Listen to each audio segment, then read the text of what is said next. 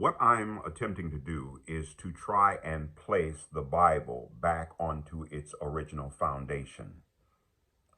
Specifically, we want to take the biblical text as it reads, and we want to take the interpretation of the text out of the Greco Roman, Middle Ages, European, and American interpretation of the text.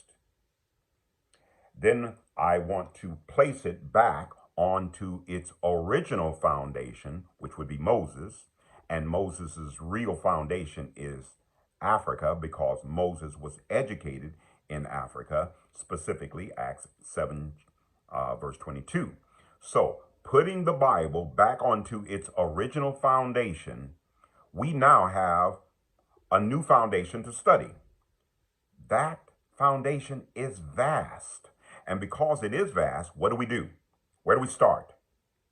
So, what I've decided to do today is to start with a very, very difficult subject, and that is idolatry. Idolatry was something that Israel struggled with all through Old Testament history, and it is one of the key ways that we interpret the Bible when it comes to our loyalty to God and God alone. So, idolatry is a very good place to start, even though it's a very difficult subject. Let me say from the very start, there's not a shred of evidence anywhere that the ancient Egyptians ever worshiped idols. The ancient Egyptians, like all African people, worshiped one God. If you haven't seen my video, you need to see my other video on the one God across Africa.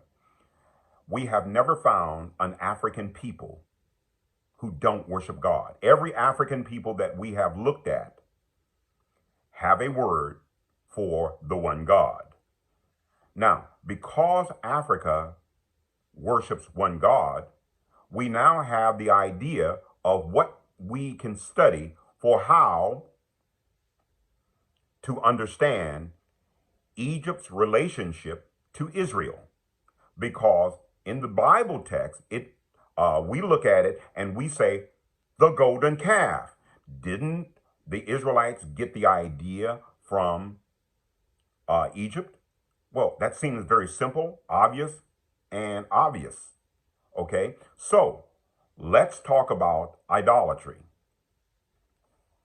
You know, we didn't know very much about history until about the 19th century. So the study of history proper as a academic discipline, as a specialized subject, we didn't know about that until the 19th century. So the study of history is actually relatively new. We have the text in our hand, but understanding history specifically as a specialized way of understanding, that's kind of new. The 19th century brought two major ways for us to understand history.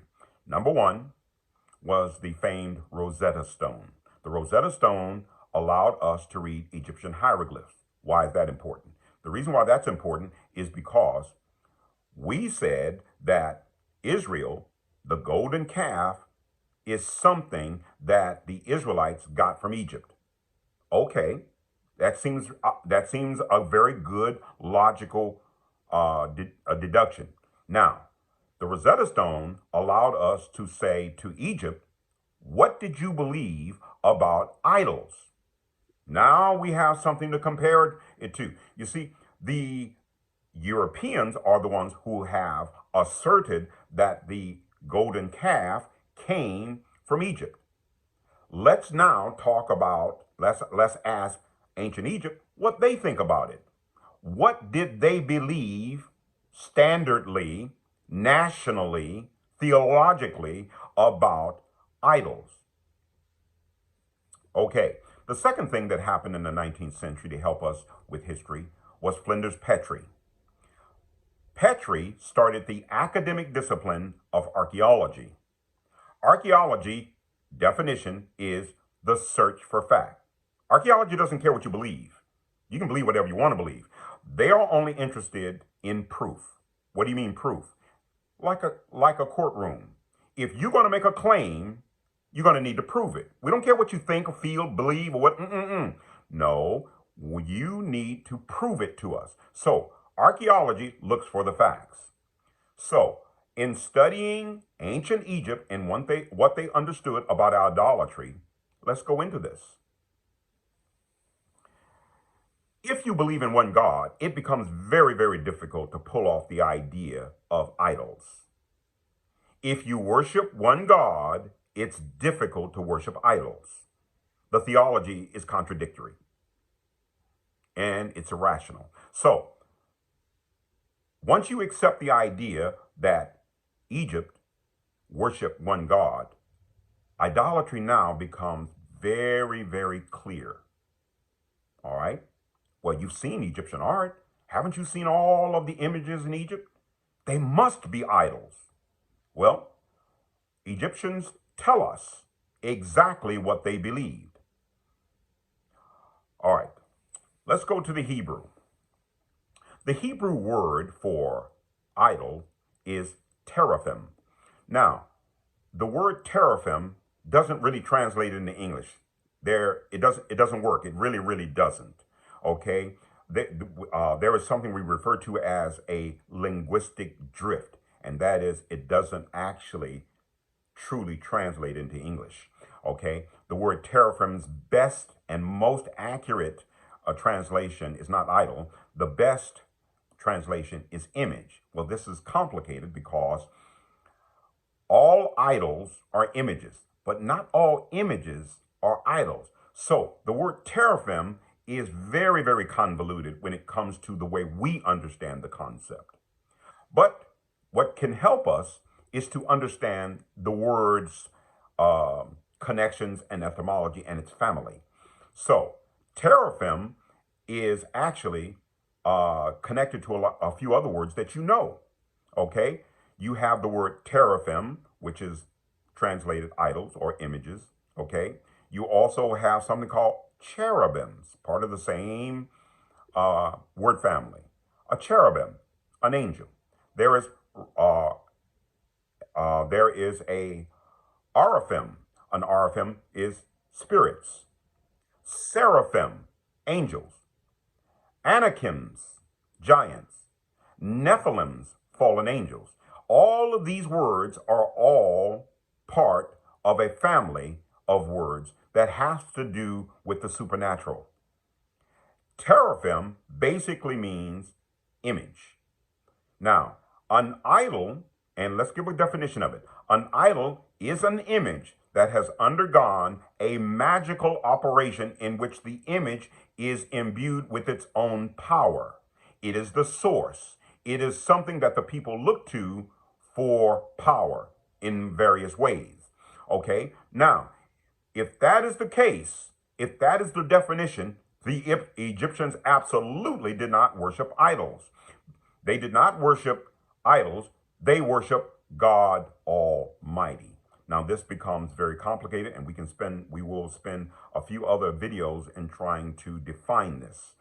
But as it stands right now, the Egyptians never worshiped idols, and therefore, it's going to be difficult to try and define all of the nuances that occur within this. Nuances. Let's talk about some of the nuances. Okay, when God gave the commandments, the first commandment says, "No other gods before me," and then it says, "Do not make any graven images." We're clear. We know it. We understand this. We're clear on that point. It's in the commandments. It is a law. But yet and still, in the wilderness tabernacle, there were two images of cherubims on the Ark of the Covenant. This is a clear violation. Well, they didn't worship the cherubims. No. That's not what the commandment said. The commandment said, "Do not make any graven images." So once again, here again is a nuance, a concept, a understanding that we have to understand images a little bit deeper than just throwing every image as an idol.